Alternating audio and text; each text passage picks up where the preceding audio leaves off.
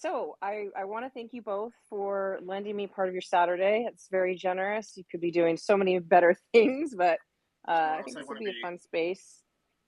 Aw. Yeah, this is awesome. I think this will be a super fun space. And, I know, Roth, you've been in some other spaces and sort of given a little bit of your background, but I think everybody's excited to get to know you more and sort of the things that you're working on. And, then we can get some points of view from both of you about, the metaverse and VeVeverse, because I feel like what you've done has opened everybody's eyes up to just the massive, massive potential of what can be done with these NFTs.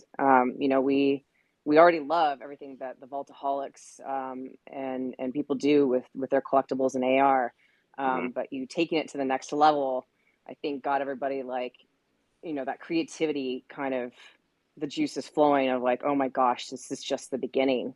So I think that's super cool about what you've done. You brought kind of a new light into the community and reinvigorated people. And I mean, that got me excited, and I'm sure I'm not the only one that feels that way.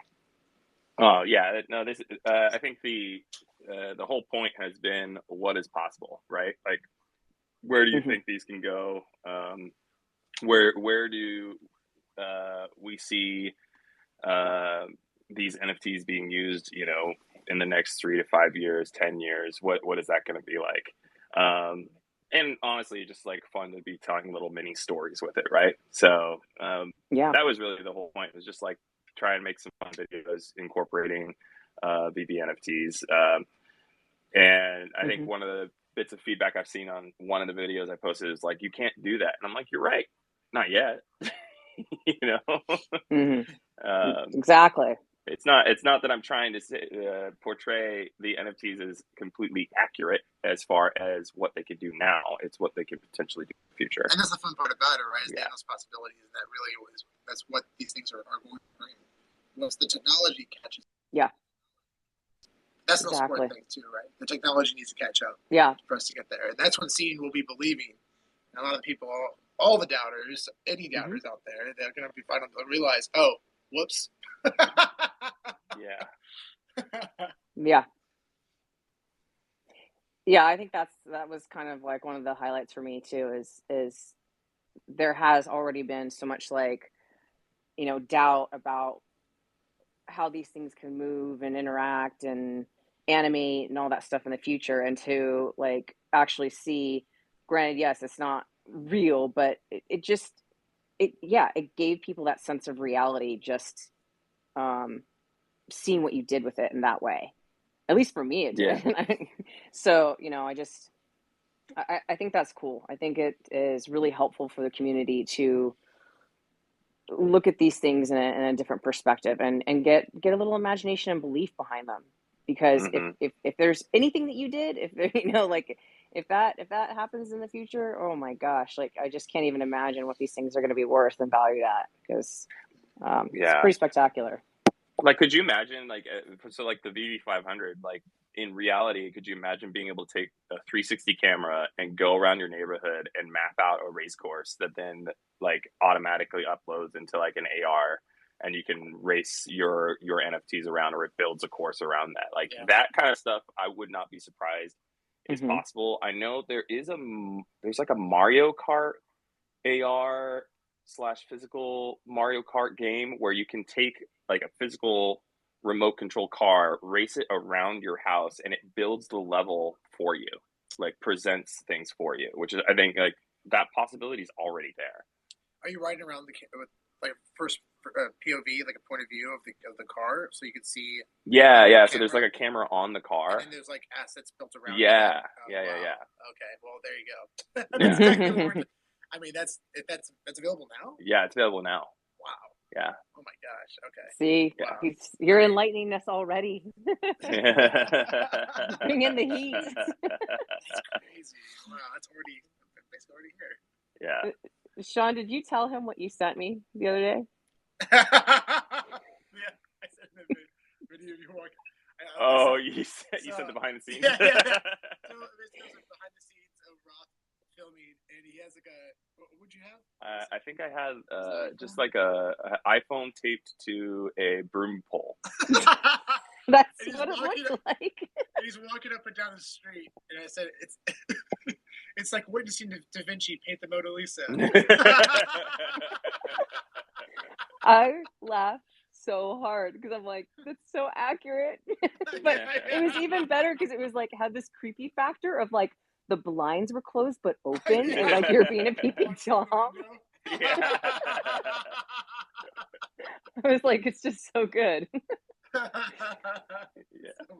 So yeah, so for background, we met because Sean had me on the podcast for a sort of Disney related interview and said that you were a fan and wanted to be involved. And so that was really fun. We're all loud and proud Disney nerds, and we embrace it. So. And so, yeah, that's like where I first met you. And then I remember when your first video came out, and then I think I like clicked on the profile. I'm like, wait, how many people are named Ralph Fiennes? Like, is this the same person? And then I was like, oh, this is so cool. So I'm wondering how did you get pushed out of your shell to start giving us the content? Was it just a time factor that you just needed the time to be able to do it, or was Sean saying like, come on, like how did this happen? Oh, I think a little of column A and a lot of column B. No, Sean was always encouraging and has always been encouraging of any project that I am pursuing. A little bit more backstory. I work in the film and television industry. Predominantly, my work is commercial, but I've done a few films that you can catch on. They're like short films that you can find on Amazon, and there's a few on Vimeo. Sean actually produced pretty much all of them, and we every time I have a project that I want to work on, I'm like, hey Sean, this is what I'm thinking. And like what I love about Sean is if you're amped, he's 100 times more amped for you. You know, it's like, hey, I'm really excited to do this thing, and he's like, really? Yeah, let's do this. And he just like pumps you up, and you're like, really? I didn't think it was that good. Okay, yeah, let's do. You know, so it's always been that way. So he's been encouraging me to do video content in the VeVe space for some time. Beginning of COVID, I was living by myself in LA, and Sean, he was just like, hey, bud, I live here up in the Bay Area, and you've been living by yourself. We've been by ourselves. Why don't you come up? We're going to do a barbecue, just us at the house. And I was like, oh, that would be really fun. And so came up, and we had a great time. It was like a weekend of just like, you know, burgers and beers and just random creative stuff. And as I'm about to leave, Sean goes, you know, I know it's lonely down there in LA. I haven't been able to see anybody. You're welcome to, you know, come stay up here if you want while things get figured out. And I was like, no, man, I don't want to intrude. I should probably get back to LA. And so I drove down to LA, got into my apartment and closed the door behind me, and immediately was like, well, this sucks. And had that moment of like, how long do I wait to call Sean to ask him if he was serious about what he said? And I think I maybe waited like 30 minutes and then called him and was like, hey, so that whole offer. And he's like, brother, come right up, you know, come right back up. And so I think I maybe like packed up some stuff and drove right back up the same day. And oh, wow.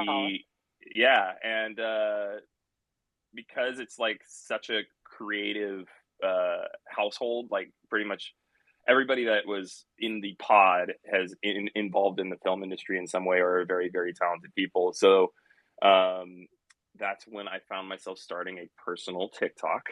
And we started making these just like really fun, goofy videos that were incorporating different visual effects and animation styles and that kind of stuff.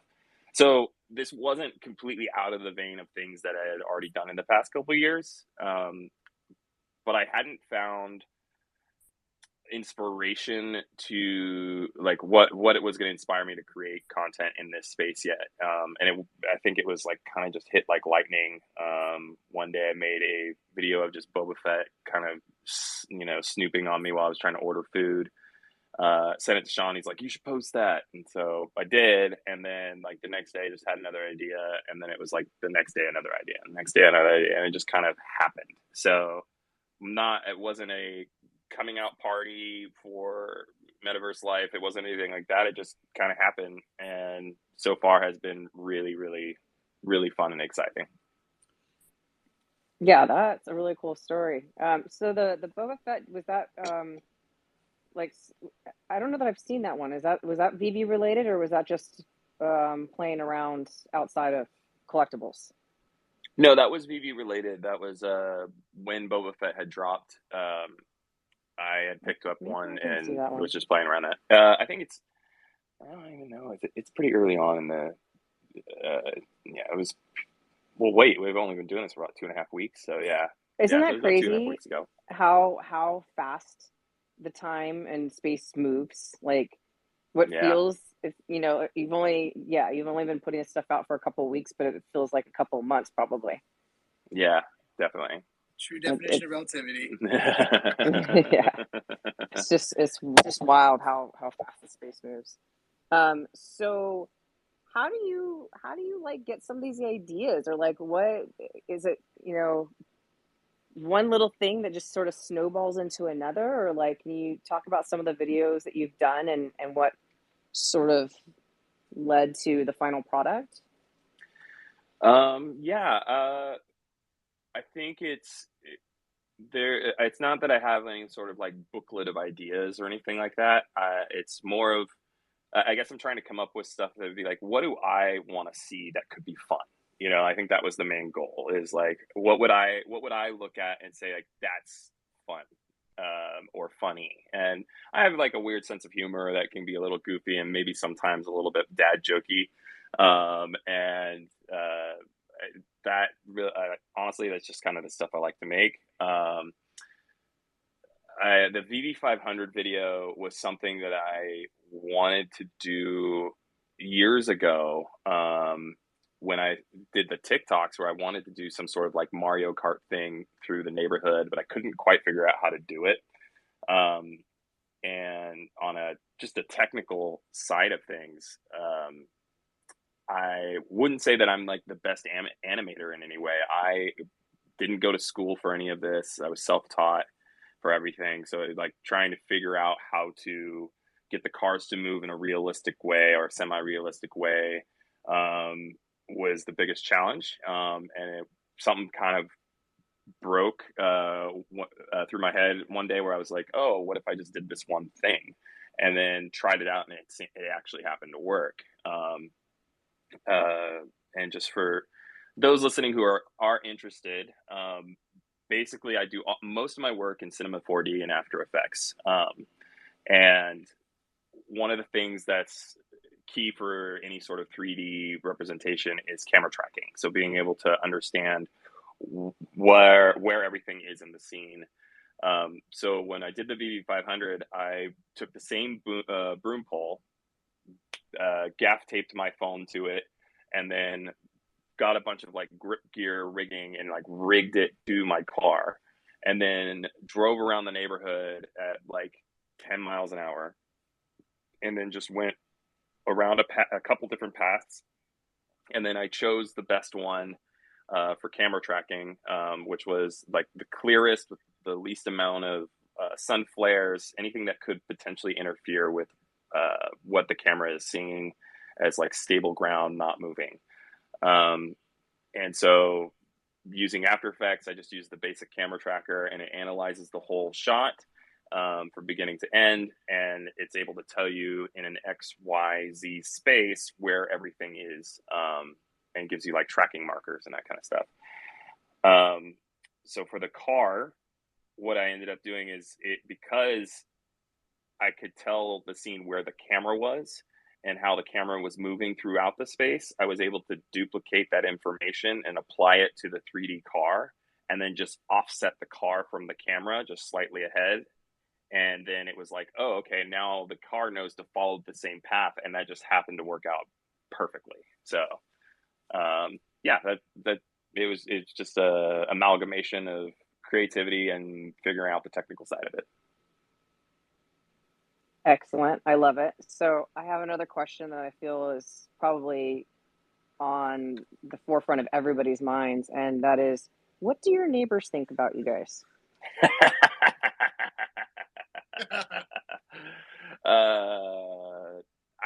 It's a equally love-hate relationship. No, I'm kidding. We actually get along really well with the neighborhood. They all know that we're creatives. They've seen us out shooting other things in the area, and uh, I think I just have to play it a little bit more carefully when I'm yelling at the sky and pretending that there's a Star Trek cruiser above me. Because I actually went out and recorded that where I was swearing and yelling at Kevin, but obviously there was no Kevin on the other end when I was doing it, Right. and was completely oblivious. So when I finished, I looked around and the neighbors had come out of their homes to see what I was doing. That's amazing. Just yelling at the sky over there. Yeah. Yeah, he's shouting "fuck you, Kevin" to the sky. So yeah, like how many takes did you do of that? Did you like sit there for 45? No, I did like two or three of them. Yeah, and then I think after the third one, I was like, I'm too scared to do anymore, so I'll call it. Oh my gosh, I can only imagine they're like, we need to get this guy immediate help. We have a 5150 situation here. Yeah, I wouldn't be surprised either. So Yeah. do they ask, like, has anyone been intrigued enough to ask about like what like you guys are doing? With these videos, not so much. But we have shot projects in the area that we've taken over a street or that kind of stuff, and they Hmm. ask, "Hey, what's going on?" But they know that we're all filmmakers, so they just look at the lights and the camera and they go, "Ah, yeah, they're filming something," you know. Right. So I think we've built enough of a reputation for what we're doing that they don't question it anymore. They're just like, ah, doing one of their film project things again. They shooting the moving pictures. and and I know it's probably differs from each project to the next, but like on average, how long does it take you to put one of these together?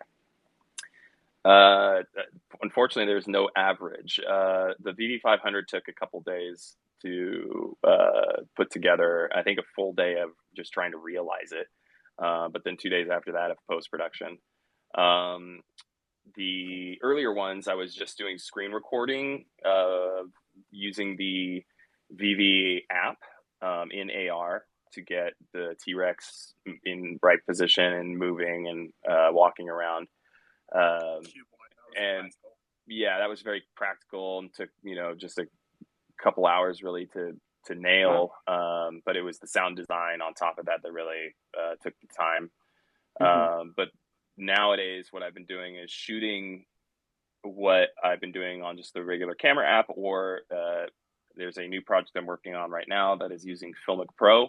It gives you a lot more control over the camera, exposure, white balance, that kind of stuff. And then tracking that scene and applying the 3D models into Yeah, that's all foreign language to me, but I totally appreciate it. it. But I I'm take a impressed camera and because I shoot things. I'm impressed though because like that the VV 500. I mean, it just I look at it and I'm just like, it just seems like it would have taken so long to do. So I that's super impressive. Thank you. Yeah, and the one that will soon account, the one that I sent you a sample of, VV Magic. That one is probably going to be the longest project I've worked on so far, and that's it's taking probably 5 to 6 days to put together. Wow. So about is it going to be longer or just it's just so intricate? It's so that was just one sample of many other things that'll be happening in that video. And Sean's had a chance to preview it in its current state, and it's going to be running probably about a minute and a half. a little bit. Yeah, and he sent a little teaser out yesterday, and I think you, especially VeVe Magic, will enjoy it. I don't know if you saw the tweet, but if you go on his page, you can see it. I It's did. I'm really I excited. think you'll recognize that. Yeah. Yeah, and he sent me a model of something else that he was looking to use. I don't know if you decided that you're going to use that, but I was just like, oh boy. We'll see. Yeah, I'm very, very excited for that one. So of what you've produced so far, like what's your favorite one and why? Honestly, Buzz Lightyear is still my favorite. Just Me because, too. just because Can't it's imagine just why, so Sean. goofy. It's just so goofy. Yeah, and Sean's he's just so genuinely that goofy in real life, and I think that represented him very well. I can attest to that. Yep, that's accurate. Yeah. It's funny because the first thing that when that kind of technology is available, that's the first thing I would do. Yeah. I would not get the suit back. Yeah. And then, so like, how many other, do you have any other like future ideas already mapped out in your head, or like, do you already, oh, you do? Yeah. There's a few coming. I've definitely been creating like an asset folder of things that basically just titles, because I haven't fully realized the ideas yet, but things that I want to try.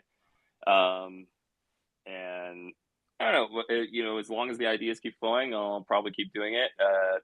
Where obviously, as you know, in this space, part of it is consistently creating content.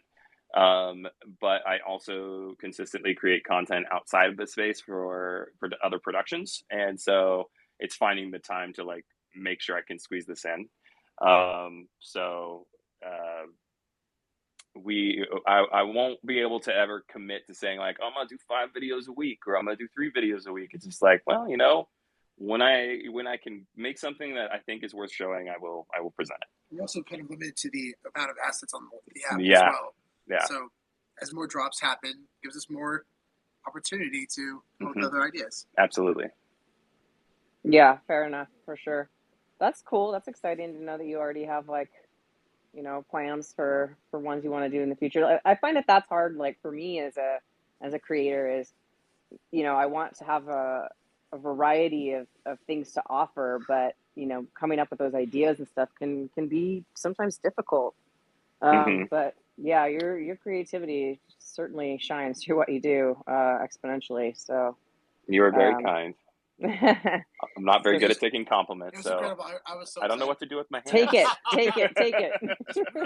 So Roth was making these really fun videos during, you mentioned it earlier, during the pandemic when we were stuck in a house. And we're doing fun videos. Like one of my favorite ones we did was involved a Rick and Morty portal gun. And we're just kind of like, this dude, he made fun little scenarios using a portal gun. Like one, I'd sit on the couch and I'd reach in the portal and then like I'd open a fridge and I'd grab a beer for him. Like that kind of stuff. Yeah. And it was fun. And I told him, like, you should do these kind of things with the VeVe assets. People really enjoy that. And I knew once he got off and started, because he's probably the most passionate person I've ever met. And I knew once he would kickstart that, it would create this incredible snowball effect, a very positive one. And and here it is. Yeah, I think it's super exciting to see just how quickly and rightfully so that you were embraced by the community. I mean, that's been the coolest thing, is it was just like boom, like like so fast.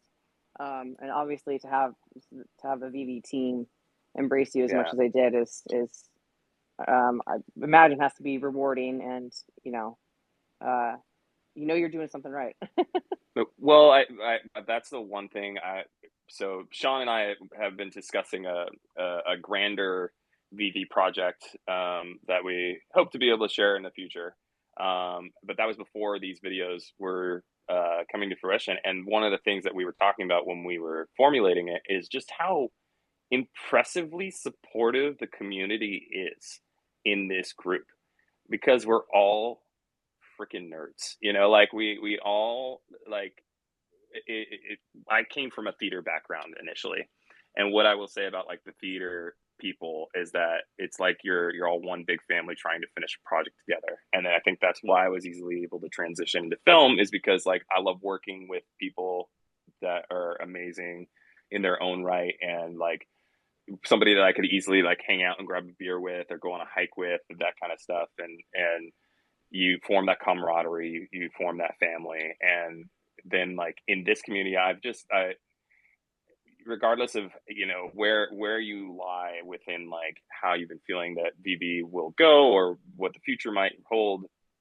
you've been like, everybody is still supportive of each other, and it could be as simple as like, hey, I got this on the drop today and I'm so excited, and I see like 1,000 likes show up on that person's profile, and and that, I think that passion is really prevalent in this entire community. So when I see people reacting the way they do to these videos, I'm very humbled. And I don't want to get emotional, so I'm gonna so I'm gonna leave it at that. I'm very thankful. Oh, I love that. So let's talk a little bit about like this future and the VeVeverse, and like what are some things to both of you guys that um now, especially that people have seen what can happen, like what are things that you guys are hoping will happen? Wow. The it's just a blank canvas right now, and I think when you have that blank canvas, it's like you're allowed to do whatever you want. So what do you want to see happen is based off of what you want to make happen. I think that's what the creativity of the VeVeverse will be, in my personal opinion. I don't have enough information. I don't think any of us do, really. But the endless possibilities of what you can create. Ready Player One is like a great example of things that like where it could potentially go, all these different worlds of being able to visit and having a social aspect within it and doing whatever you want. There's going to be like these micro live event contents that are happening when you like visit a world, somebody like creating the story that's within the world, very much like I'm saying world a lot, but Westworld, where like you're walking through all these different stories. Definitely a gaming aspect to it, social aspect to it. The AR thing, I think, is going to be what's going to be the biggest upfront. My personal experience with VR and AR is is trumping VR at the moment. There's just not. There is this valley that we need to overcome when it comes to VR, which is you can't feel sick every time you do VR, and I feel like there's enough people out there that can agree with me that when you play with VR glasses, that the nausea can happen, or losing your sense. You're basically your gyro. Yeah, the technology for VR as well. It's just, I don't think it's quite there yet. Mm-hmm. It will be eventually, but AR just feels like the natural next step. Yeah, blending the physical and digital world, and then you see a transition towards more digital.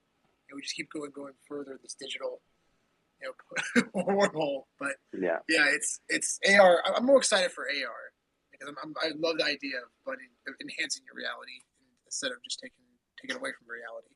Yeah. But VR obviously has a lot of potential too. So yeah. What was your first experience with VR? Ever? Yeah. I think I was at South by Southwest, and I put on an Oculus. Okay. Yeah. And do you remember what like the thing was that you were? Was it a film? It was a game. Okay. And I had these like, light bulbs in my hand, and I was like shooting them at creatures. And I just thought, oh, okay, wow, this is because I felt like my hands were right in front of me, and it was so it felt really. That was my first impression. I was pretty blown away. Yeah. Looking back, that probably was way out of date now. Yeah. Back at that, but VR. I mean, Oculus has been around for how long? Like about 4 or 5 years. It got bought out by Facebook like longer than that. 5 years ago. Yeah.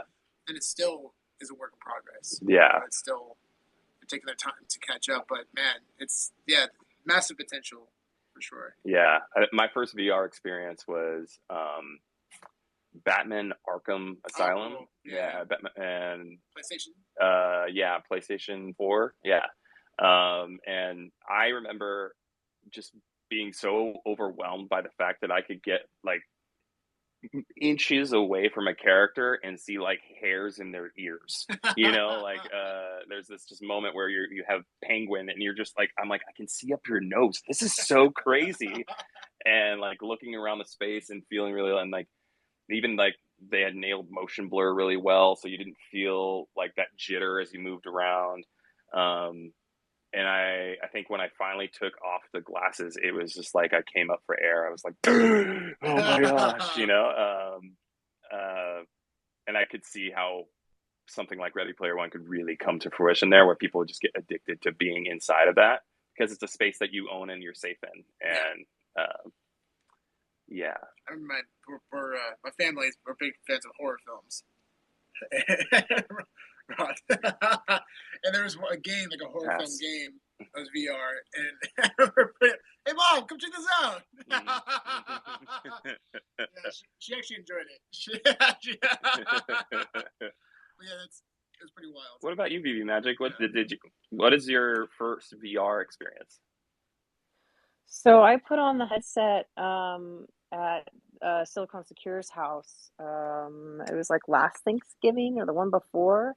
Um, I'm trying to remember what I did. What did I do? I can't even. Did I do ping pong? Like we all were switching, so it's hard to remember what I did. But Mm-hmm.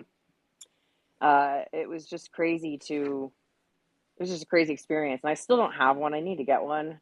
Um, but it's hard to describe because I'm not I played video games and stuff growing up and stuff, but I'm not a gamer now, so I'm like very behind and all that stuff and the technology. So for me that was just like super eye-opening to just see how far the tech has come and that and know like wow we really are going to be able to like be in these virtual worlds in our own homes and explore and create and you're seeing now these other programs like spatial where you can take all of your NFTs and put them into an environment and you can all hang out and like have a party and Mm-hmm. people are making art studios and selling their art and there's it's just crazy to see how much opportunity there is. And one thing that I thought was really interesting about your video and just sitting here thinking about it, this VeVe 500 is a lot of us have been waiting, hoping, wishing, praying, asking, when are we getting gaming? Like, when are we going to get these games? And with, tied to Omi and all that stuff. And, after thinking about your video, it's like, I feel like we're going to get into when we have a VeVeverse, a lot of creating of our own. Like, I might just say, hey, Roth and Sean, do you guys want to like do a race today? Like, let's get our DeLoreans. What do you want to bet? You Yeah. want to bet some Omi or do you want to bet a collectible? Like, I feel like there's going to be so much creativity that we produce on our own and produce our own games that you don't necessarily need to wait for gaming to come into play. Like, I think there's going to be a lot of user generated content Mm-hmm. and mechanisms for play and fun and social. And so I'm really excited about that kind of stuff and to see where the creativity of just us as a community keeps going in this area. I 100% agree. When they made the DeLorean drivable, finally, I was so excited. I'm still a little disappointed that when you drive it, it becomes like a little tiny race car in your room. I was hoping that I would have the Doc Brown moment and be able to actually drive like the full size car around the neighborhood. Um, so that I'm definitely excited to see that come to fruition at some point. The gaming aspect, social aspect, all of that, I 100% agree. I think the other thing that is going to be really exciting in the VeVeverse, since we've been talking about it, and I think VeVe Magic, you and I have talked about this before, is creating experiences that you can still do in real life, but you may not have access to it. And I think we talked about like what if Disneyland rebuilt Disneyland in a metaverse, right? and not everybody's going to be able to afford to travel around the world to go to Disneyland, or any of the Disney parks for that matter. So like, but they can come and experience it in the metaverse. I thought that right there is a really impressive way of using the technology. Being able to go visit and see things, and I mean, you can kind of do that now with like Google Earth and that kind of stuff, but you're not really like having the live experience of like what it feels like. It's not as immersive. No, definitely Yeah. not. But being able to see like other people that are also in the metaverse walking around you and going into these, going into the shops and going on the rides, and yeah, all of that I think is going to be really intriguing, and I'm excited for it. Yeah, I agree. Well, I want to also open up the floor for other speakers. For if anybody has questions or if they want to like tell us some of their ideas and things that they would love to see or think we'll see, I would certainly love to hear it. I think this is a fun, creative conversation, and so please feel free to send up a request, and I'll let you up. One of us will. See. Oh, got our first here. Hello. Hello. How are you? I'm fine, thank you. I'm on the road, going back from a vacation, and I was listening to you guys. Thank you to let me talk a little. I wanted to thank you, and also Metaverse. I also looked at its videos, awesome. Thank you so much for what you do, guys. I wanted to talk about AI potential with VeVe. I don't know if I'm off subject, but what you were talking about technology. And I was listening to just before the live from Randy Chavez. I was talking about AR and what we could do in the future, and I was thinking about AI and what it could be like a personal assistant in AR, and you could put a skin on your AR assistant from your NFTs from VeVe. And I was thinking, I don't know if you understand what I'm talking about, because my English is kind of rusty. But I thought it was interesting to have. Oh yeah, what Randy was talking about, like he was talking about running and sport in general, but running in particular, that you could run with an avatar to run faster, or to have someone to run with you to motivate you, and you could. Oh yeah, that's really exciting. Oh, thank you. And you could put a skin like Batman or Spider-Man or whoever or Gondek, I don't know. And you could. I was thinking about this AI, sorry, in AR, and in the same. So when you're talking to Siri on your iPhone, for example, you will probably have like I don't know, typical male or female character, and you can change it with your avatar that you own with VeVe. Yeah, that's it. Yeah, those are awesome, like pretty awesome creative ideas. Like I actually didn't even think about the physical training aspect of what the AR could do. The idea of running with an avatar that's pushing you and training you, a digital trainer, that is really impressive. And I've Sean can attest that I love sci-fi. That is like one of my It's one of the genres I love to direct for, and we have regularly talked about Black Mirror style ideas. And one of the things we have talked about is like, what would dating be like in the metaverse? You're sitting down at your table with your AR glasses on with your meal, sitting down at their table with their meal. If you can't meet in person or you don't want to, because I mean, man, during the pandemic, everybody was doing like the Zoom dates. Um, uh, Easy, safe way to get to know each other first before meeting up in real life. Um, yeah, the endless possibilities. That's some great ideas. What was your name? My name is Ben. Benjamin. Nice to meet you, Ben. Nice to meet you too. Thanks for coming up and talking. Thank Yeah, you. great ideas.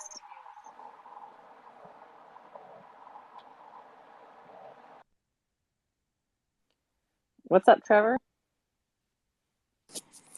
What up? Just thought it was an interesting conversation. Wanted to come up and listen, participate. I think the thing that resonated with me. I agree on like AR finding more of a place with an audience than VR. Especially my experience with VR. It's. I don't think it's the kind of technology that will really reach a mass audience. Just because, again, honestly, the motion sickness for one. But like AR does have this ability to be like really pervasive and kind of be everywhere, and it's also just lower. Like you can run it with much lower processing power than you need to do like a good VR experience. So I think just the technology like affords being more use cases, more being usable on more devices, and like being out in the world, especially when you combine it with like location based kind of things. Yeah, totally. And so, Trevor, I know that you've had and hey, nice to meet you finally. Yes. But I know that you have had a pretty decent hand in some of the NFT assets that we do see on the VeVe platform. Did you have any early inspirations of where you thought these NFTs would go, or how you wanted to see them implemented in AR? And do you currently have any inspirations that you would like to share where you think you'd like to see it go? For me, as like coming from like a proper like core gamers perspective or like a game developer's perspective, I actually would like to see it go onto other platforms like higher end. That's like what I'm excited to see. Just because I think that's how you meet or exceed the expectations of the true fans of these IPs. Mm-hmm. And I'd like to see more of a push to get onto even like I know it's not like the hot platform to be on, but I actually think a platform like getting on PC or getting on like traditional consoles, I think is going to be better for building something that's going to be resonant with the core fans of the IP, because that's their expectations of what good looks like in the space. Absolutely. I mean, you're speaking my love language. Like, I definitely nerd out over the people who have been like modding GTA and incorporating like a DeLorean or the Ecto One, and seeing how bringing in the stuff that we love outside of the game and being able to see how you use it in a new platform, a new style of storytelling. So yeah, I think you're right on there.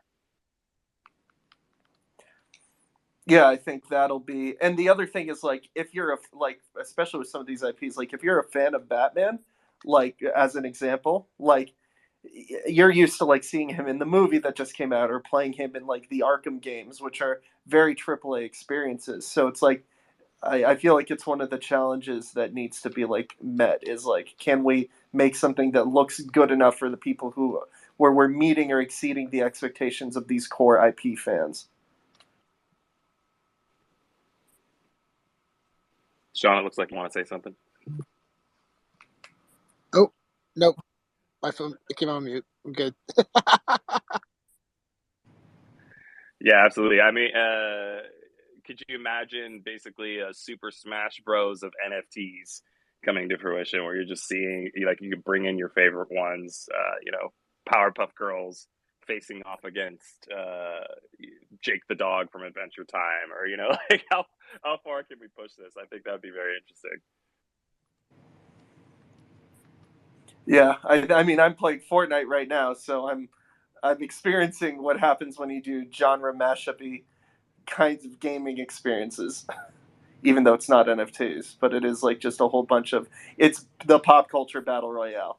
Yeah. I see all the mods getting released online and things that people have been designing as DLCs, and it's interesting how like that community, the Fortnite community, is huge, of course, and Yes. seeing how they keep hearing what the fans want and just surprising them and going above and beyond expectations. And so, yeah, I think you're right. I think incorporating these NFTs into an AR or gaming experience that you already are familiar with, and just making it more fun and more enjoyable, I think that's definitely the way it should go. Yes. I agree, and kind of on the same note there. What do you guys see with rentals? Like, what? I mean, I think there's a lot of possibilities, but obviously gaming would be one of them. But you guys want to go a little deeper and tell me your ideas of what you see rental scenarios looking like? Not gonna lie, personally, I hate it, but that's. I think it's. I don't see the appeal in rental. Like, we're basically taking the system that we're already don't like we're talking about. This is true ownership of stuff, and then we're turning around and say, oh, but then we can rent it out to anybody else. So it's only true ownership to us, but everybody else is stuck with the old system, and now we get to make money off of them. Like, that just feels kind of shitty. Well, if the assets are out of reach, right? I mean, if they hit a certain price and there's certain utility that is very appealing to people, whether it's like if these assets are used as a token for gamification, um, and if the game itself is play to earn and the incentive is there, that makes sense to me. But even like for example, like the lightsabers, those are super cool and really fun. I think that have a lot of possibilities in AR and VR. But if those are hit a certain floor and they're way out of reach, but people want to play with them, and then they spend a dollar a day to rent those out. I mean, that kind of makes sense to me. I think from a gaming perspective, if we're still talking on that forefront, I definitely see a situation where there's like a certain mission that you have to complete, but you have to have this certain weapon or certain NFT that, like, in order to do that mission. And so you can either do all these side quests and like make the money or make the token and then buy it, or you can skip all that, rent it from somebody else who has it, and go complete that mission. And I mean, people do that already when we have like microtransactions and that kind of stuff in games. I mean, I am a huge fan of Pokemon Go, and there have been times where I have not wanted to wait the next day to get certain things, or I've run out of Pokeballs or whatever, and I'm like, I'm too lazy to go drive down the street closer to a Pokestop and spin the signs and get Pokeballs. I'm just going to spend the money and buy some more Pokeballs. I feel like I think that's a real possibility of incorporating microtransactions to rent things to continue to play your game or have your experience. I see what you mean, Trevor, about like on a systemic side of things. But I do feel like if the system allows for both of you to achieve something out of it, then I see it being a net positive.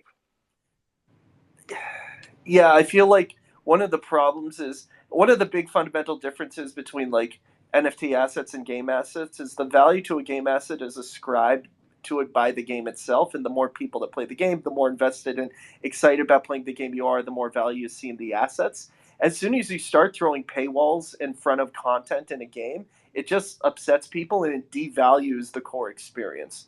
And if you're devaluing the experience, you're in turn devaluing that content. So I don't actually really buy that idea that like people are going to want to rent content, because in the same way that like selling, like if a game puts a paywall in front of content makes people pay for it, it's still the same feel bad moment, whether you're paying the game developer for that content or you're paying another player. It's still a paywall that you have to go through. And like, so I just don't see how it creates a sustainable business model. And ultimately, games are also driven by how long they can retain and engage an audience. And if you build something that's unsustainable in that way, you're ultimately kind of hurting your own success long.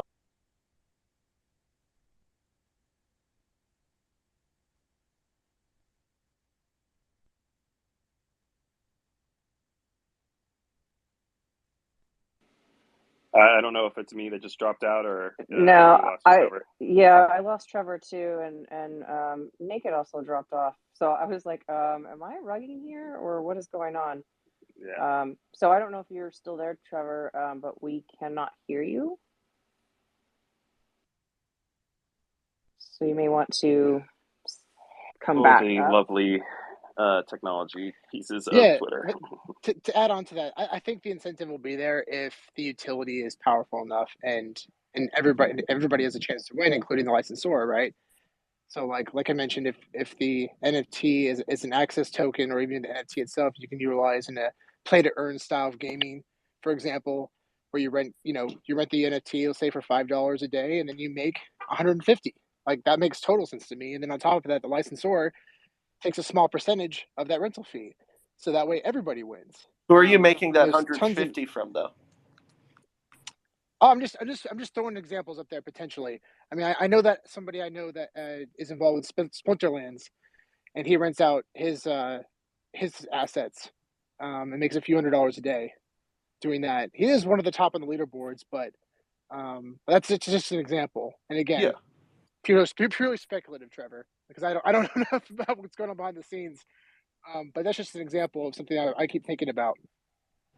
Yeah. Well, I get it. I understand the incentive. Like the objective and reward is really obvious. The challenge isn't thinking through a system that would be really exciting and rewarding. The challenge is how you actually continually deliver those rewards. Like look at what happened with like ignoring the hack. Look at Axie Infinity and what happened to that. Very quickly, everything it just became this endlessly inflationary market, and everything the value just went to shit on everything. And what happens when that happens when you do that, all of a sudden there's the incentive to play just disappears. So there's Yeah. so much more to it in effectively designing a sustainable game business model that needs to be figured out. Exactly. Yeah, I totally agree. And do you think that that's because the game itself wasn't actually very fun, and it was more the appeal was just the play to earn aspect? I think the play to earn aspect definitely hurt it, but also the game wasn't very good. It's both. Yeah, yeah. And excuse me to interrupt, but if you don't pay with gems or dollars anyway, but you paid with MCP points, for example, because you can have MCP points different ways, and you have incentive to use them. Is that more sustainable? You think? I didn't really. I'm sorry, I didn't understand. Like paying with gems or playing with gems as like as an entry, or what was it? I No, think sorry, he's speaking for to renting. the For renting, MCP points. you use Oh, your if MCP it's like point for renting. if it's a soft currency, in game. Sorry, in game soft currency refers to any currency that isn't representative of real money. If it's a soft currency, then it's basically not. Then yeah, I think that's totally fine. If you want to rent stuff out in exchange for those, the question is now, do people value it? So we're going into like game economy design discussion, and that's probably not what you guys were trying to do here. But No, like you're I've thought good. a lot about this stuff. Like it's very interesting to me, and there is a solution out there. We just have to like explore it. But I think some of the assumptions of wouldn't this be cool, I don't think are those solutions. I think this is worth another like setting up another space just with you, Trevor, just to like talk about specifically game mechanics and the idea of like where the NFTs can play into it, because you're obviously very well educated and researched in the area, and I think that brings value to people who are wanting to see this grow. Yeah, I get that. Well, to be fair, I did work in games for a long time before I started the NFT thing. I think I'm trying to think what are other things that I think would work. I saw an interesting one the other day that I thought if you could, the problem with it isn't so much in the economy that they built, it's more the fact that it would just bring in so many cheaters.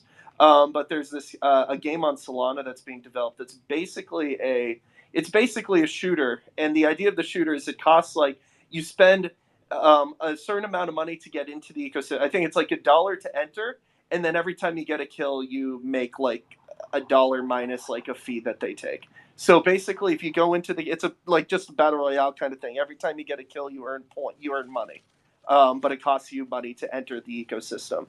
That works because it's kind of like parimutuel. Like everybody needs. It's like the amount of money going into the system is technically the same amount of money coming out, so it's sustainable as opposed to Axie Infinity, which was endlessly like inflationary. The problem that you run into there is more a gaming problem than a NFT and ecosystem problem, which is cheaters. Because like if I'm a cheater and I write an aimbot, holy shit, you mean I can write an aimbot and just make money off of other players who haven't? Like it's just going to become it's going to become an aimbot hell. Gotcha. So there's so that's a whole other thing you have to consider. It's like if you build a game, people write cheats for everything in gaming. Like, and it's something you have to deal with. And the challenge is there's no real solution to it. You always have to kind of keep fighting against cheaters and aimbots like that. So it's cool, but there's more to it. Sure. So yeah, definitely want to explore more of this with you. So taking sort of a turn here, but still on the rental subject, I obviously am not in depth with gaming and everything, but I think of rentals in that way, but also in other ways. I obviously have a big Disney background and my past and all that. And so I think of, if slash when there's utility and what sort of utility is tied to some of these NFTs. Like I have an annual pass, and my annual pass comes with perks. And on the days that I'm not using it, like how cool would it be if I could just rent my pass out to somebody for $10 a day when they go, and I'm making just income off of my pass, but they're getting the benefits. Like they still have to buy their tickets, but they're getting the discounts, they're getting free parking. And so like it's an automatic win. And so I think of like that in terms of NFTs, like, I can use them when I'm at the parks and maybe they help me do this, they help me do that. But like on days that I'm not going to go, why not rent that out for, a percentage, whatever, let's say $10. And then somebody can be able to experience, whatever benefits come from that. And I mean, depending on what it is, I would certainly be interested in that. Like if I could get perks and benefits, like almost like a, like with the relating to the past, almost like a coupon. Like if I could get a coupon for stuff that I'm going to do, cool. Or if I can enhance my experience, if there's something with NFTs would enhance somebody's experience in whatever environment, whether it be AR or physical, I see a compelling story there. Elon Musk actually is a great analogy. Elon Musk has talked about how in the future he wants his Tesla cars to, when you go to work, you park your car, and then once you park your car will leave and become like an Uber driver by itself, where the car will be able to make passive income for you while you're at work. Like that's another example of essentially renting. You have ownership over this car and you can rent it out. It's amazing. That's a pretty cool concept, but I hate the idea of anybody being in my car, getting it dirty and just the idea of it, though. Yeah. but you know how much stuff I leave in my car? Yeah, you know how much stuff I leave in my car on the daily, like when I go to work? I know, yeah. Yeah. That's hilarious. Yeah. Yeah, I've seen people buying second and third cars for that purpose, that they buy the cars and stuff, huh? Yeah, they're not even driving them and they're buying it as just a passive income, scenario. And I'm just like, wow, who would have thought? Example. Yeah. It's happening now. Yeah, it is happening. And so that's where I just see, sort of the transition is already there. Like we're seeing it happen with so many different things and commodities and, you name it. I mean, housing, transportation, goods, like it's already there. But, again, we're in this new realm. So it's just us seeing, how that's going to be applied to where we're at with what we're doing with these NFTs. And to add to your point, the biggest difference is, I mean, for example, if you buy a car from GMC and you rent that car out, GMC is not making any more money off that. But your example, they can take a percentage of every secondary rental. So yeah, absolutely, off on the secondary sales. So that's a really important. It's just more money for them too. Like, why wouldn't they want that? Yeah, and on top of that, what incredible marketing! I mean, they don't have to spend much money on marketing for that to catch fire, and people get around, and I think that'll be a clear path to adopt the Web3 space for new users, because they're able to understand and connect to that a lot faster than they would any other way, because it's something they know and understand. Yeah, and I feel like it's going to create that, sort of real life FOMO. Like, if we hear that we start getting utility and there's different things we can do with these, and people don't own them, they're gonna want to experience it in some way. Yeah, they may be priced out by that point, and also supply is an issue, right? But if there's a way they can experience it through the rental, oh man, it's exciting. I believe in it. Again, I don't have any roadmap either, but I just feel like we're still so young in this space, and there's just so much room to grow with this. These are assets. These are assets that can do stuff for us in the future. Yeah, I mean, I think saying it's far-fetched is kind of far-fetched, because we already see within the app, there's already a clear definition of Disneyland. It's these NFTs are going to be tied to Disneyland parks, whether there's going to be new ones created or the ones that are already created and add utility later is still TBD. But we do know that they have that already in mind with the definition of what's described in the app already through Disneyland parks and experiences. I didn't even think about Disneyland hotels and cruise lines. I didn't think about cruise lines. The cruise lines are massive. I still haven't done a Disney cruise, and I really want to. I think it's like the only cruise that I'd be like super into, or like going to like Italy, but I don't know if I would. You'd love it. I don't know if I'd do like just like an LA cruise, Yeah, you should start off, because I want to go again, but you should start off just going out of where did I go out of? San Diego, and they have like 2, 3, 4, or 5 nights, and I think I did 3 or 4, and it was like the perfect way to just, no pun intended, test the waters. We'll start off with the Carnival cruise. No, you guys will love it though. It's super fun, and even if you don't have kids, like they have an adults only area, and then there's like bingo for money, and there's like bars and lounges with singers and like a whole vibe. I was impressed. I was very impressed. So I'd love to invite anybody else up who might have questions regarding creating content in this VeVeverse, or just creating content with your NFTs. If they have questions or comments on like what they either want to see or what they want to be able to do, I'd love to hear from people if anybody has anything.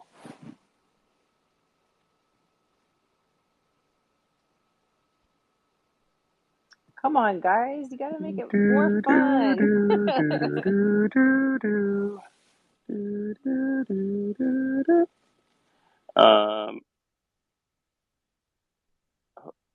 We got let's let Roger Dodge jump in here real quick, Ben, since he hasn't chatted yet.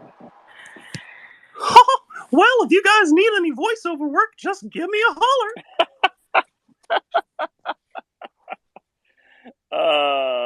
Okay. I just figured I'd hop on in here. I thought it'd be fun. That was great. That's great. That was fantastic. Solid impression. Solid. Yeah. Roger, do you have any questions or comments? Not really. I'm just here listening. I like what all you guys are doing. I'm a huge fan. From Comics and Crypto. I was originally a comics fan, so talking with him and watching videos and all that stuff, I definitely appreciative of that. And then all these videos that you're coming out with Metaverse, they're awesome. I'm liking them. So I think that's super cool. You know, and yeah, if you ever need anything, if you ever want to get a Mickey impersonation or something, it's hard to do because they don't really talk in the app or anything like that. I wish they did, or if there were like a skin you could wear, that'd be dope. But yeah, I don't know. I just figured I'd hop on here and say that. I appreciate it. Thank you so much, Roger. Yeah, that would be cool to get a voice in there at some point. That's a good impression. Yeah. Cool. Mr. MC1, what's up? Hey, how's it going? Thank you, VeVe Magic, for the space, Comics Crypto, MetaVe. How's everybody doing?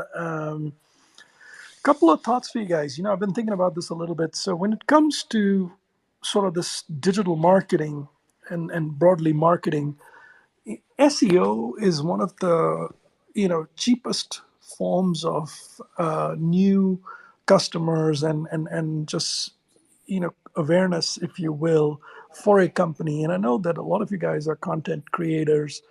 So two specific ideas. One is whenever you create content, have a focus in terms of whether you want to just engage an existing customer base of VeVe or whether you want to, kind of bring in some new customers into VeVe. If your focus is new customers, then create some kind of, dual content or something that ties VeVe to something else. So that way you're able to bring in that fandom. Like for example, you know, I see people talking about, going from slabs to digital comics and the value of that. See that then, if you start with the slabs, it brings in those slab type people. Similarly, like for VU, especially VV Magic, you're obviously connected to the parks and this, that, and the other. So to the extent that you can connect something from the parks, which is where you bring people in, and then VV becomes sort of thing. So that way you can help with a lot of new acquisitions. So that's sort of the one thing. The second thing I have for you is backlinks are very important to SEO. In pretty much every company that I've run, I've hired like a professional CMO to help drive different things, and one of them is SEO, the backlinks. What that means is really, every opportunity you have, whether it's video, whether it's text, link it back into either VeVe or some article related to VeVe that links to VeVe. And the more backlinks a company has, the more likely it is to acquire organically a lot of new customers. So, and even put out articles, right? So when you whether it's a Medium article or whether it's something you're posting, in Twitter or somewhere else, just backlink it to VeVe such that it opens up into the app or opens up onto the VeVe, web app or something like that. Anyway, let me pause there, man. Those are two sort of thoughts I have, because you guys have a lot of reach, and I felt it was important for you to, at least have a perspective on new acquisition through those tags as well as the backlinks. No, that's awesome. Thank you for sharing that. What are your thoughts on, like, because I'm just curious. I've seen a lot of people talk about, specifically the past couple of weeks, about these marketing, how they share their platform. I have some thoughts myself, but I'm curious, like, from your perspective, how do you feel like they've been handling their marketing, getting it out there, that kind of stuff? Yeah, I mean, just before I answer your question, I think VeVe has a bigger challenge with tech, and I didn't want to, like, I've sent an email to David Yu directly, and I've also, been kind of collecting some data. I didn't want to blast them on like 50 different fronts with 50 different types of things. I felt like the number one gap for VeVe today is tech and payments and that whole piece. So I focused more of my commentary, my surveys, and those kind of things on that. On the marketing side, and just realistically, I think marketing, there's a lot of opportunity in marketing as well, but tech is the bigger area, so I've kind of stayed away. That said, three things I would say on marketing. One is I believe that the SEO needs to be a lot stronger and bigger, and SEO is just backlinks from all the partners. So they have to have a very high degree of focus on putting out more and more articles. Like, why just one Medium article? But even before an article about something specific, the thought process is when VeVe puts out a specific, notice or some kind of announcement, how many channels does it flow through, and how many backlinks do those create? So that's very, very important. I think VeVe needs to think that through, because right now I see a couple of things on and off, and they're all, like sometimes there's some publisher that carries it, sometimes another one. And so to me, that would be an area where they need to figure out, it's Medium, it's this, it's all these, what are the top NFT kind of news things, and get them out on a range of different PR, newswire kind of thing. So that's one. I think a second area for me that, when I look at VeVe's marketing is through, partner channels. And I think they've made definitely a great stride with Marvel in kind of, getting that booth together. But I think, maybe one way to kind of describe that would be you can have just some news together, or you can have a integrated program, or an integrated campaign. And what that means is, like, for example, putting your name next to Marvel is sort of that first example. Sorry, Vu, I'll stop here in 30 seconds here. But if you sort of say, I'm going to give every Marvel Comics Unlimited customer one comic a quarter, a free VeVe comic every quarter, right? So everybody who has an MCU kind of a thing gets like this token, one code once a quarter, and it's part of the rewards. It's like a stated reward on the MCU, right? So then what happens is you get into everywhere, wherever the MCU is pitched. VeVe's name comes out there, plus 4 codes a year, or 4 free comics, digital comics on VeVe. Like I built the Amazon Prime card. Okay, so the big deal for us was to put the card, benefit into Amazon Prime as a benefit. So anybody who saw Prime would see the card, right? So no differently, I think, VeVe has to penetrate, and it could be something small, but what that does is it gives you instantaneously VeVe hits every single MCU sort of literature, right? Digital, any kind of thing.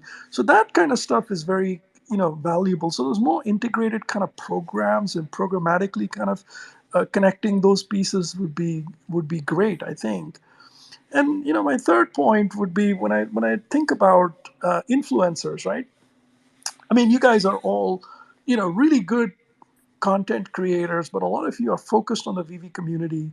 And so a lot of people who see your stuff are VeVe people. I mean, less new people. And that's why I was giving you some ideas on new people. But I think, like in finance, there's a list of top 25 influencers, and you can start from the top of the list and go down. So I think VeVe probably needs to pay some of these guys, the top influencers in the art space, collectible space, in the comic space, and they're different, and again, kind of build something more inherent with those guys, like a more structured program with those guys, co-creation of content kind of thing. But let me pause there. I mean, those are 3 things. Sorry, Wu, I took a little, Woody, sorry, man, I took a little bit too much time there, but those are my 3 perspectives on marketing. No, I appreciate it. Thank you for sharing your information. This is awesome. Woody, jump on in here. Oh, yeah, I took my hand down because I didn't want to go after Sanjay. Guy's too smart. You can go after Sanjay if you just say, man, what Sanjay said was really smart. I agree with that. That's pretty much what I do. Yeah. What's going on, guys? What's up? Good conversation. Hey. Sanjay, you're the man. Yeah, I just kind of wanted to hit on, or I guess retrace or retouch on the rental. Because I know, like, for me, it was confusing to kind of understand it at first. But, talking to other people, like friends, they don't really get the concept of renting the NFTs. But for me, I started to understand it. And if I think of it more like a dividend, like a stock dividend, it makes a lot more sense. So, me and Sanjay and whoever else that owns, MC1, and that IP is getting rented out, at the end of the month or at the end of the quarter or at the end of the year, we get like a dividend payment, a percentage of the revenue that, VeVe or Disney or whoever made from those rentals. And that would be, game rentals for skins. That would be, AR pictures. That would be, whatever they're doing with it, marketing. So obviously it wouldn't be huge, but it would be, kind of split between the owners of that NFT. So like for me, if I think of it like that, it makes a lot more sense than me, putting my rental, I'm going to rent this out and somebody's going to rent it from me and pay my wallet directly. I think that would probably be an easier avenue. What do you guys think? Well, we have Silicon on stage, and he was really into the renting concept from very, very early on, and I'm sure his thoughts have only progressed from there. So, do you want to add your 2 cents there? Hey, what's up, VeVe Magic? Sorry, I'm running late to your space. I had some company over, but glad to be here. Yeah, I've always been big on rental. I think, kind of looking back now, were we eager? Yeah, we were told the VeVeverse was gonna be here sooner. So, in some ways, the VeVeverse has showed up. People are making videos, people are doing things, right? To me, that's a utility. That's things people are doing.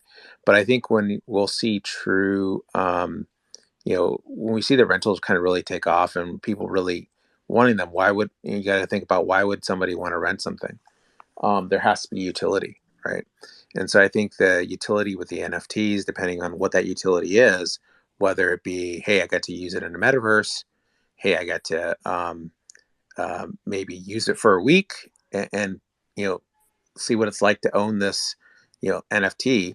When we're talking about season 15 and season 20, a lot of these NFTs that are won't be really available anymore to purchase will be available to they will be available to rent, right? When I say not available to purchase, I mean they may be priced out of a lot of people's hands. So I do think that there will be utility tied to different things, and we see that with other projects. I think that's the future of NFTs. Utility is like got to be the number one thing here, whether that be community utility, whether that be VeVe sponsored or licensed sponsored utility.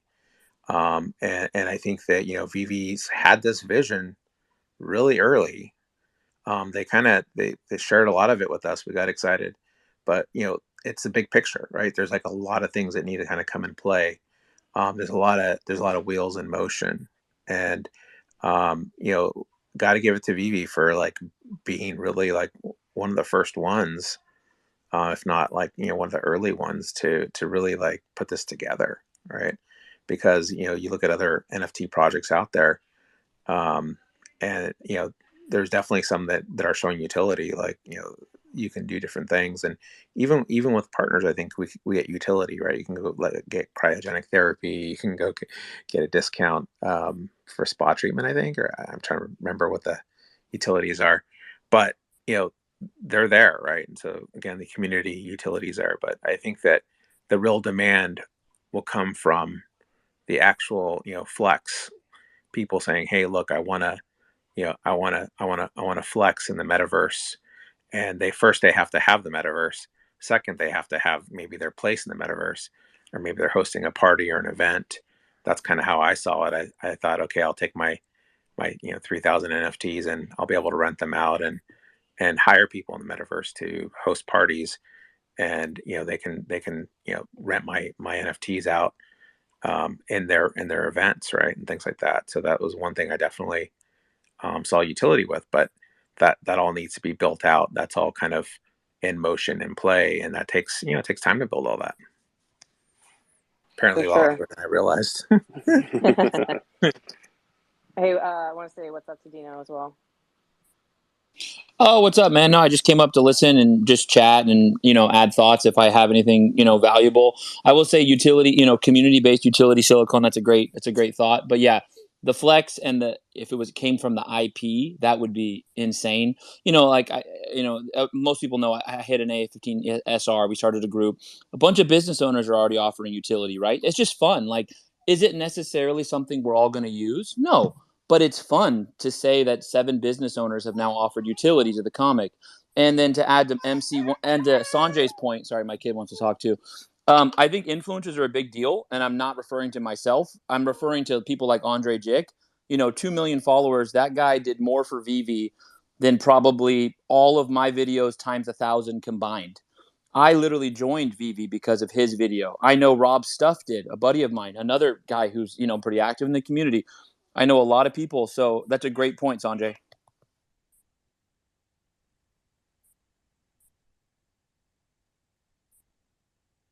Man, I have an offer for VeVe. I'll build them a full marketing strategy.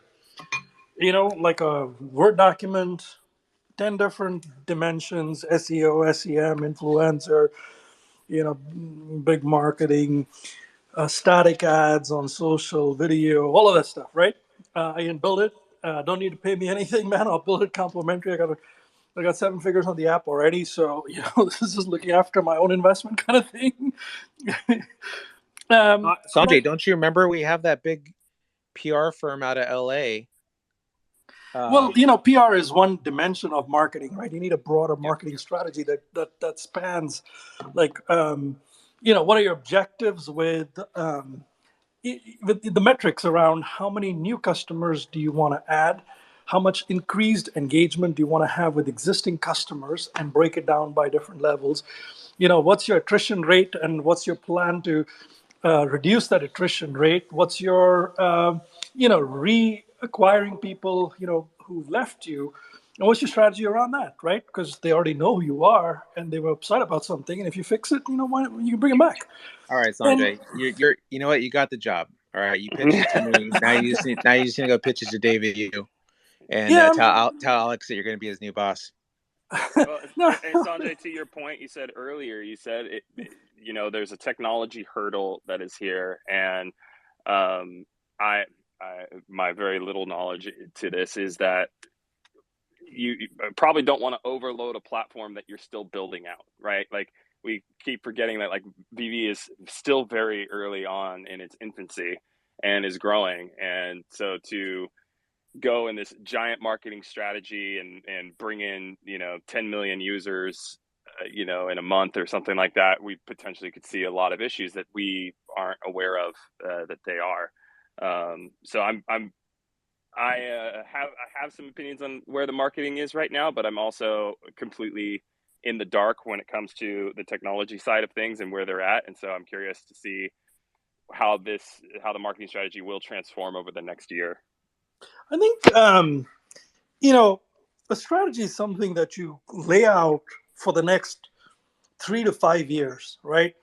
Where you set up it has to work backwards from your vision of what you want to do, but it also has to work backwards from your customer. And I would love to see VeVe running a lot more customer surveys and research. Like every one of the 2 companies that I ran, one as CEO, one as president, paid McKinsey a bunch of money up front, almost $1.5 million. And more than half that money was actually spent on research and not reading effing websites and stuff. This is about, running surveys with customers, prospective customers, competitors, things like that. And really absorbing, like you literally have to have VeVe customers, people who are disgruntled with VeVe and left, people who are just who are possibly a good class of people who could come into VeVe, and people that follow, like all the guys, right? Like the guys who follow Cowls and the Suite and the Nifty and all that stuff, and then OpenSea and all that other stuff too, right? Bring in all those people, study them, study this whole thing, get some insights in a couple of areas, and then work backwards from there. And you'll be shocked as to how much you'll find in terms of holes that others have that you can, like payments is a problem with some places, or KYC is a problem, or rug pulls are a problem, or like there's a whole bunch, and then you can build a strategy for each of your segments based on something specific, and then it has to manifest along each of the channels, right? SEO, SEM, all those things, right? So it's about 9 or 10 of those with which you kind of do those. Let me stop there. I know, Loco, you want to go there, go next. So that'll be my Jump thinking up. on it, man.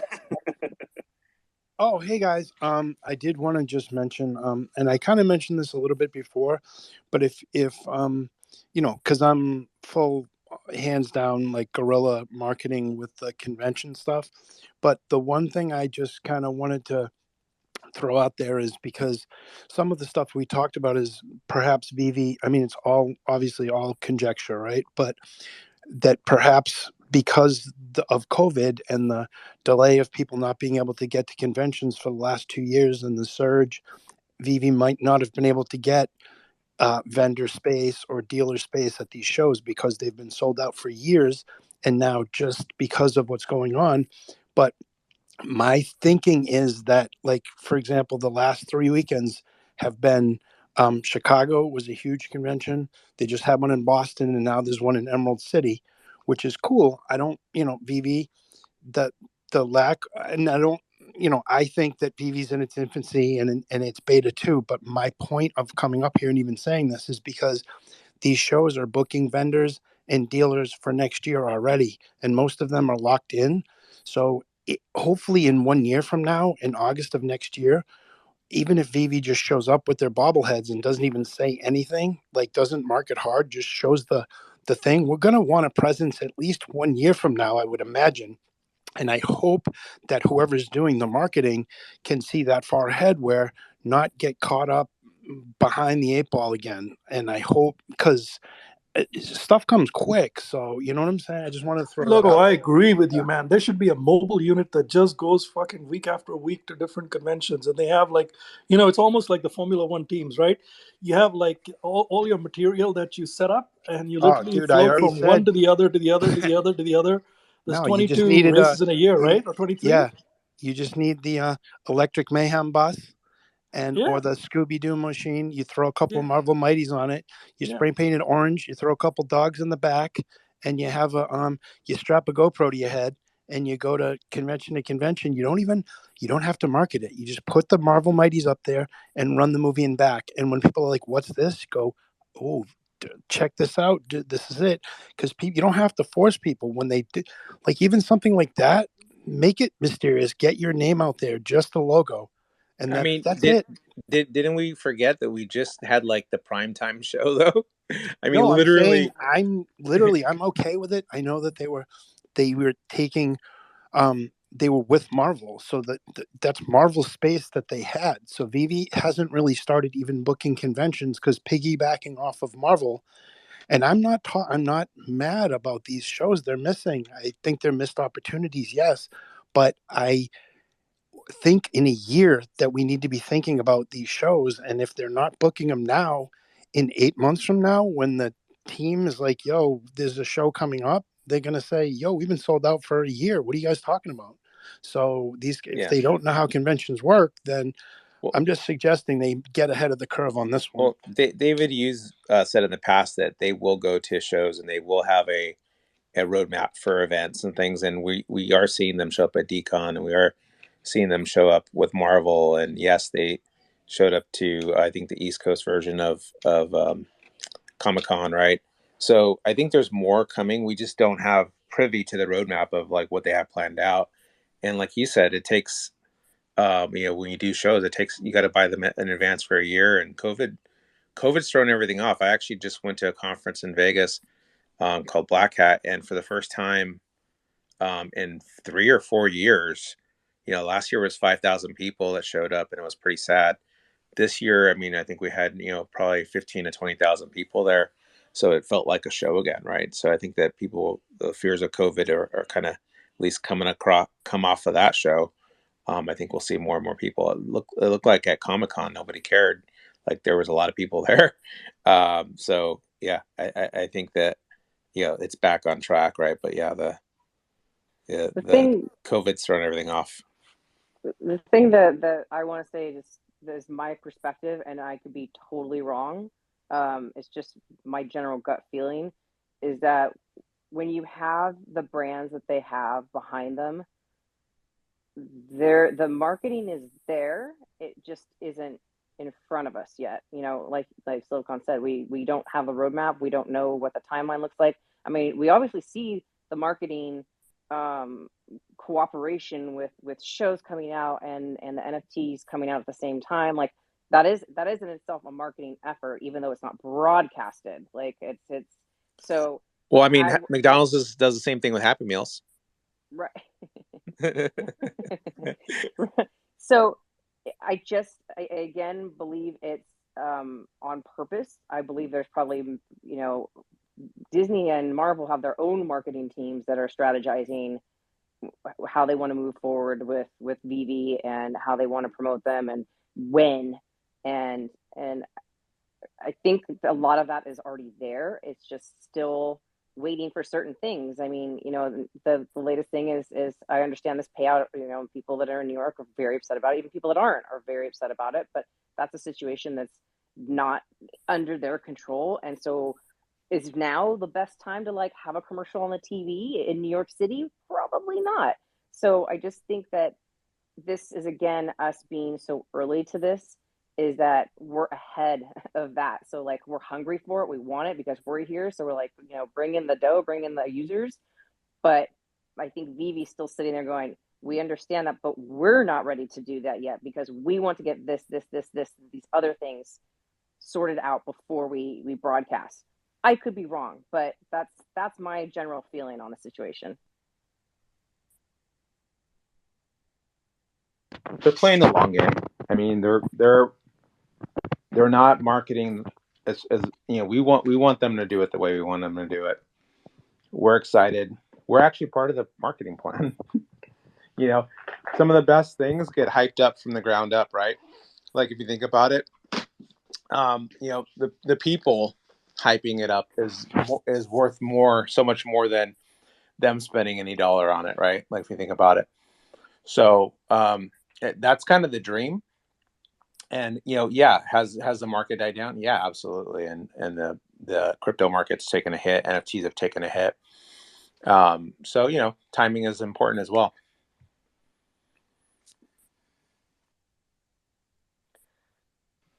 What about you, Sean? What do you think? And Ross. Yeah, I mean, the short plan. I mean, it's yeah, I definitely have some thoughts on that, but like, as far as like where we're at right now, but I think overall, I mean, to add to Roth's point, I definitely understand.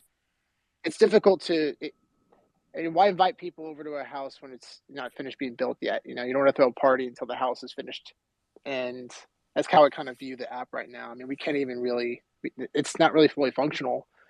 I can't even search for users. I can't offer for trades. I can't search for mint numbers, and that's just the basics, right? That all needs to be in there.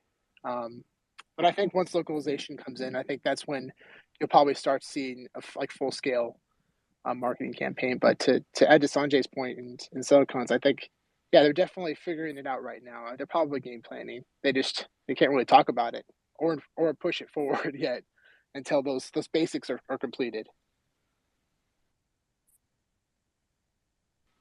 Yeah, and I echo that with Sean. There has been a lot of speculation into what kind of brands they're bringing on board Pokemon, and I don't feel like they're gonna bring on those brands if they can't support the user base that's going to explode from it. So I think yeah, we're still in the infancy. We're still watching it grow, but I am still excited to see where it goes. Well, and have we forgotten the other market that we're waiting to really crack open is the Asian market? Yeah, exactly. Yeah, 100%. That will lift that. I mean, even in the NFT down market, I feel like that would lift this market up significantly. Big time, big time. And localization is going to be huge for that. It's going to be so big, man.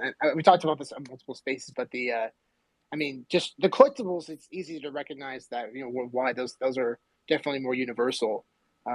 People understand the characters, but when even down to like the comic books, man, being able to change the languages on the covers and inside the book, That's a huge deal. Being able to change languages. One comic could exchange different countries in the same day, and people can read them in different languages. That's to me is massive potential. I would be shocked if they're not thinking about that now or planning for it now. And I They keep said talking. localization was already built in the app, didn't they? That was a while ago. I don't know if it's already built in the app. But even then, like even within the app, right? I mean, I totally understand like the app itself will change languages, but the assets? Will the assets like on the cover of the comic books, like will Fantastic Four 1, can that be changed to Mandarin or Russian? That's the kind of stuff that I'm really excited about. That's what this technology. Yeah, that's what this thing. Yeah, exactly, and that's what I think. That's where we're going to get full scale adoption, because people will now be like, okay, well, this isn't just in English anymore. It's not just a physical asset that when you buy it, it's only in English, and that kind of I think puts a stunt in the growth of opportunity. But when you can change the language and have that option, my goodness, I mean, you can do that right now with Google, right? Like, yeah, that's a great example. Yeah, the technology's there. We just need to like integrate it and make it work. Right. Yeah, and I feel like it'd be probably a lot. I don't want to say easier. That's not a fair word. But it makes total sense, and I just keep talking about it because I want to see it happen. Because my goodness, I mean, if the whole entire world is involved in this market, my goodness, especially in Asia, like you mentioned, I can't imagine once they get excited about these comic books because they have the opportunity to enjoy them like we do. That's going to be huge, huge. And you can buy, sell, and trade them instantly around the world. Are you kidding me? Let's go.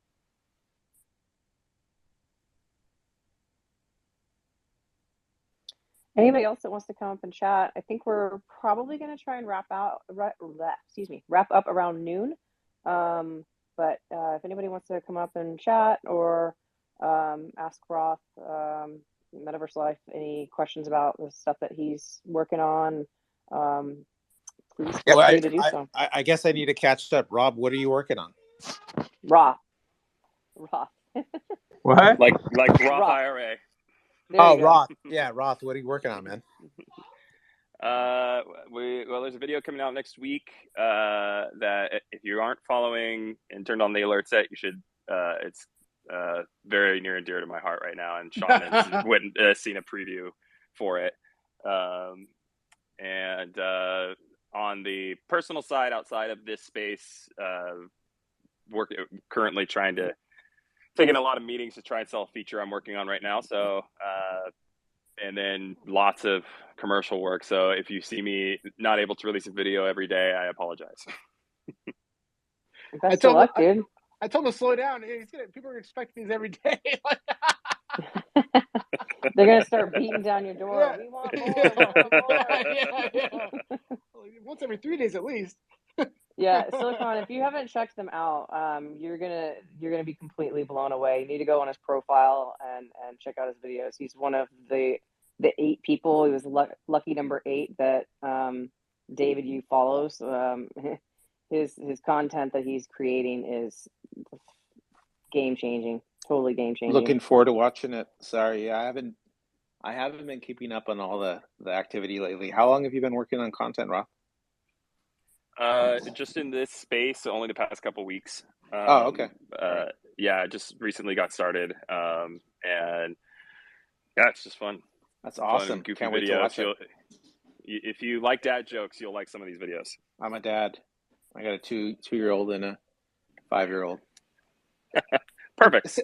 Silicon, actually, you met Roth when I went to the movie. Oh, okay. Yeah. We have a photo together. All right, connecting the dots here, man. At Jurassic World. Yeah. You didn't tell me you had your secret club deployed. Okay, got it. Right on. So backstory for anyone who's new to the space. Roth and I have known each other for quite some time. We were both filmmakers, and Roth's a really talented director, and I helped produce his projects. That's our kind of our backstory. Actually, the first time that we met, this is great. This is great. David, you keep talking about the Netflix VeVe documentary. Maybe you guys should just jump in and we'll, request the interviews and make it happen and just call it the VeVe documentary. We keep talking about that. That's actually, I'm glad you brought that because it's something that's been racing around my mind a lot. But about 4 years ago, 5 years, 2018. I think that's when. Yeah, we both had a film in a film festival in the Bay Area called CineQuest, and there was an article in the San Jose Mercury that talked about our films, and I didn't know Roth at the time, and there was an article that talked about his film, and it talked about it was a UFO abduction film, and he's local to the Bay Area in Los Gatos. I'm like, wait a minute, what? Okay, I go on Facebook and I stalk him and I hit him up on Facebook and I message him. I'm like, hey, dude, I saw the names in the article. I'm like, we should meet up. Your film sounds awesome. Let's meet up and hang out. And I'm on the other end going like, who the heck is this guy? Just randomly messaging Stage 5 clinger. Yeah. Hey man, you have to DM me all your IMDb names, man, so I can go check out all this stuff. Oh, for sure. Yeah. I'll post it up. Yeah, and he hit me up, and I was like, "Who is this guy?" Okay, yeah, sure, we'll hang out. And then when I first saw him, he came. He's like, "Hey, what's up, man?" Like in classic Sean form, and just comes and gives me this big bear hug, and I was like, immediately enamored by this guy. I was just like, "This guy, does he emit this much joy normally? Does he have like Care Bear DNA injected? What's going on?" Definitely does. He's naturally this way. I don't think it ever shuts off. I mean, Sean, why wasn't I invited to the movies, man? That's what I keep thinking right now. I thought I had to force my way in the club. I didn't know you. I didn't know you're that close. You mean at the Jurassic World, or what do you mean in general? No, I'm just joking, dude. Oh, okay. When I saw you and your crew, because Sean rolls up to Jurassic Park premiere with like 15 people, like in a party. You know, like let's party, let's go. Moving forward now. Now I know. Dude, that was hilarious. I remember I think I was talking to my parents. They were there, and I was laughing or something, and then I heard Sean, and I look up, and the projector's like in my eyes, like, wait, who is that? Hello? It was the laugh, like man. It was the laugh. Yeah, that's so great. It was like a signature, you know. That was really fun for me as an outsider, because I'm like getting texts from both of you guys, and I'm like, wait, what? What is happening? And then I was all sad. I'm like, I want to be there too. That sounds fun. That was one of the most fun screenings I've ever been a part of. That was such a good time. Awesome. It was cool. It was a long 2 movies, but it was awesome.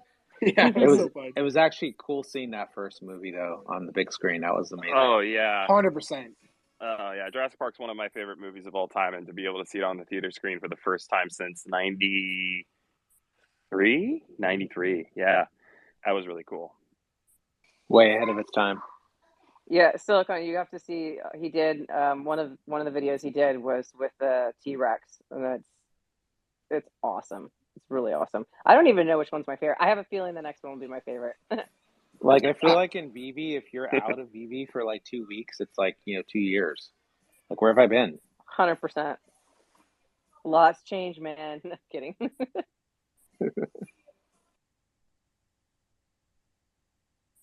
So we got sleeping in here too, man. We got a lot of OGs. We got a lot of cool people up here. Yeah, we do. Yeah, I'm curious, Sean, what has been your favorite so far? Is it Buzz Lightyear because you're in it? Well, let's do that one because I'm in it. that was super fun to film it, and I was blown away to see the end result. But probably VeVe 500. Although the Velociraptor one's hilarious too.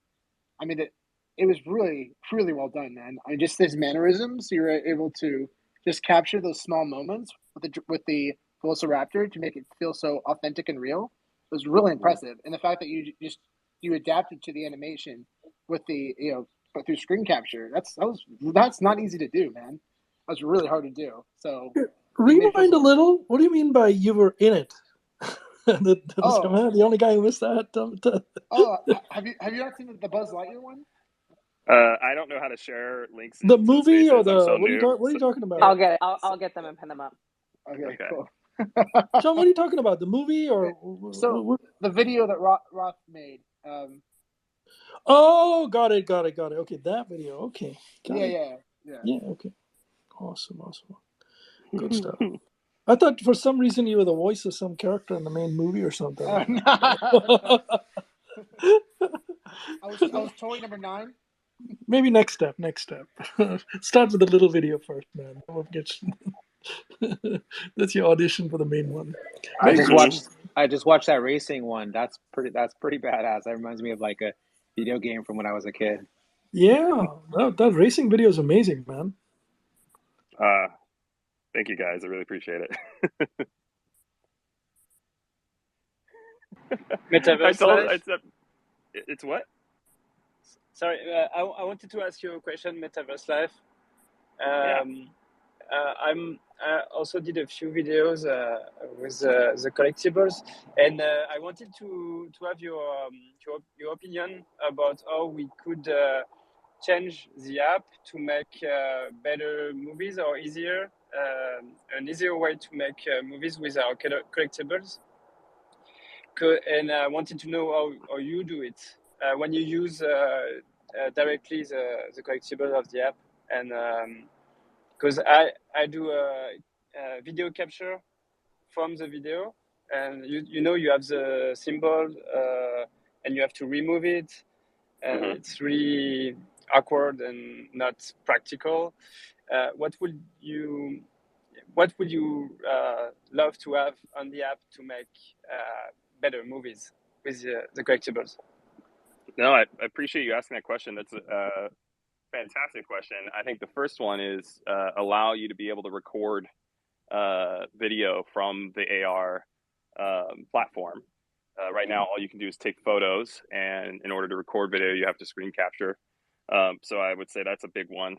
The second would be introducing image stabilization. Currently, the camera that's being used does not use IS, and I think that's in part due to the LiDAR capabilities, placing within AR. I don't know how that software technically works when you're introducing image stabilization. And also being to choose, especially with so many phones nowadays having multiple lenses, being able to choose which lens you use, and detecting the landscape that way. I'm sure that's a giant technical feat that you have to approach, but that would be awesome. Currently, I either do screen capture or I will record using camera apps like the iPhone camera app, or one called Filmic Pro, which gives you a lot of control over the camera, and then place the models in the space in post-production using After Effects or Cinema 4D. I lost my train of thought. And then for the 3D models, if I don't have a way to get them in an AR space and get a clean image, I have been filming them on a green screen and then placing them in after the fact. Yeah, thank you so much for this. I didn't think about the stabilization, and also if we could have more codecs to edit and have better quality also. It's also what I was thinking. Thank you so much.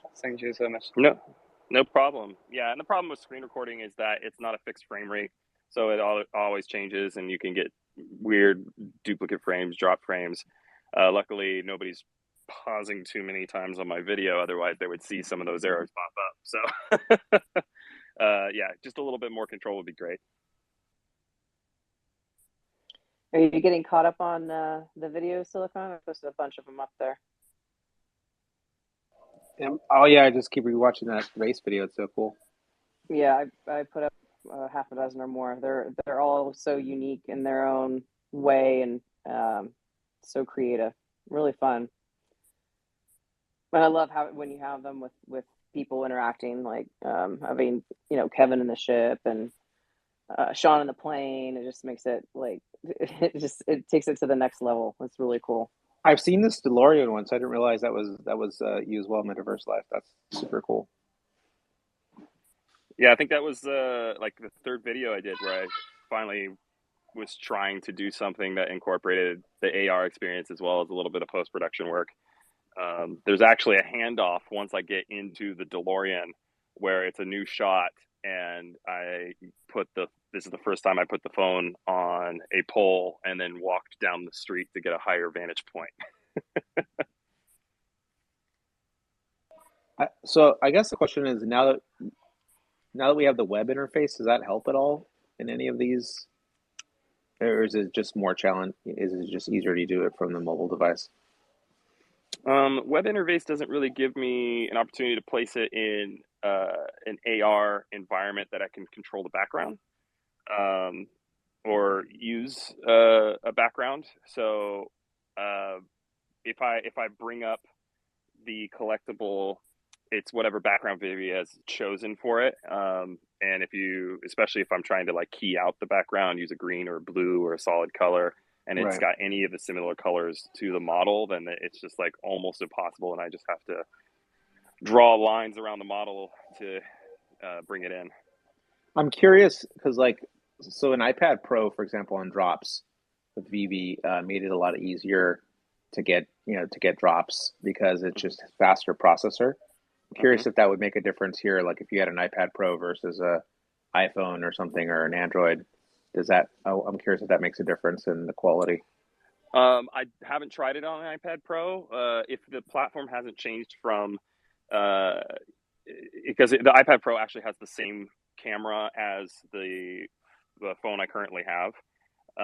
So I don't think the image quality would change. Maybe processing as far as like frame drops and that kind of thing might be better. I don't know. It's something to explore. Yeah, definitely. Yeah. I do appreciate the web platform for the drops though. That is so quick. Like there's no, especially on the phone when you click buy now and you have to wait and watch it process and watch the gems leave your account. There's still like a few seconds. On the web platform, it's instantaneous. So like you click buy and you're done. You can try, if you're trying for multiple comics, you can get, there's more likelihood to do it from a web platform. Yeah. I've been wondering that, so I appreciate you sharing. So is it fairly? I've only used the web platform for the market once or twice post drop, and have had decent luck with that. But on the phone, the button moves. It is what it is on the web app? Yeah, it stays right in its spot. There's no moving around. Cool. Okay, yeah. I might try that tomorrow. And my suggestion is plug in the Ethernet to your router, and once you've done that, turn off your Wi-Fi and refresh, and it's actually more true to time than your phone is, which is very interesting. Yeah, I've seen it be like 1 second ahead of my phone if I'm on Wi-Fi or if I'm on data, no matter what. Interesting. Cool, thanks for that. All right, well, I think we're getting about to the noon mark, so I think now's a good time to wrap up. It's been a super cool, enlightening, fun, speculative conversation. Really appreciate you guys taking the time today on your weekend. Appreciate everybody that stopped in to ask questions and speak and listen in.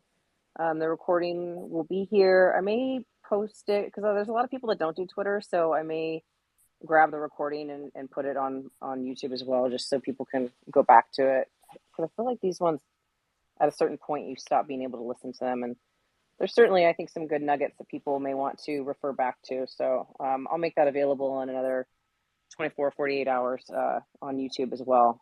And yeah, hope to have another chat with you guys sometime soon. Always fun, always upbeat and positive. And thank you again, both of you, for getting us so excited for the app, and we really appreciate all of your knowledge and insights. No, and thank you for putting this together. This has, again, been really fun to be a part of this community and see how supportive they are. And I really appreciate everybody who came up and spoke and shared their tidbits of knowledge. This is where, like, this is what it's all about, is like being able to rap about this stuff and I'll be like amped up about it. So I love it. Thank you guys. All right. Well, on that note, everybody take care. Enjoy the rest of your weekend. Get outside. Enjoy the sun. And catch you guys later on Twitter. Thanks, everybody. Bye, everybody. Take care. Bye.